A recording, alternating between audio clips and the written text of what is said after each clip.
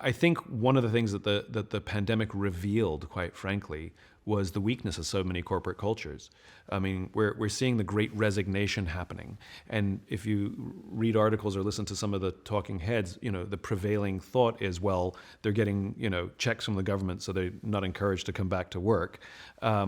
Or they're pursuing their dreams, which we've seen as well in our own company. Somebody wants to go be a screenwriter, and even though we have a great relationship and they love their job, they want to pursue their dreams. But the other thing that I think is underlying that it's missing, that these commentaries are missing, is that the cultures may have been weaker than we like to think they are.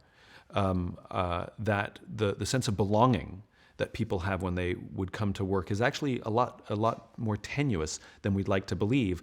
So the bond that's allowing them to go off and do other things is easily broken.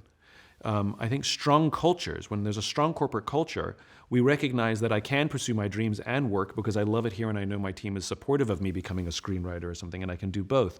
Or even though I'm making money, potentially even more money, there's so much more I get from my work. The camaraderie, the love, the support.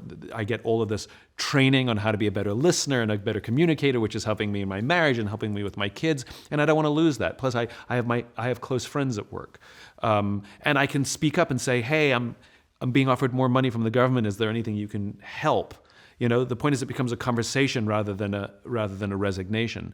So I think one of the things that we're missing is this might be a wake-up call for a lot of companies, that our cultures are just not as strong as we think they are. It's been spoken about for years that millennials, and now Gen Z are just not loyal to work. They bounce around from job year to year to year. Well, is that them or is that us?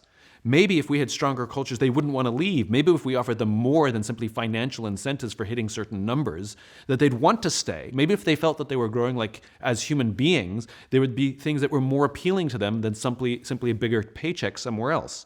So I actually think it's a big wake-up call, frankly, that we should go back and look at our cultures and say, are we as good as we think we are?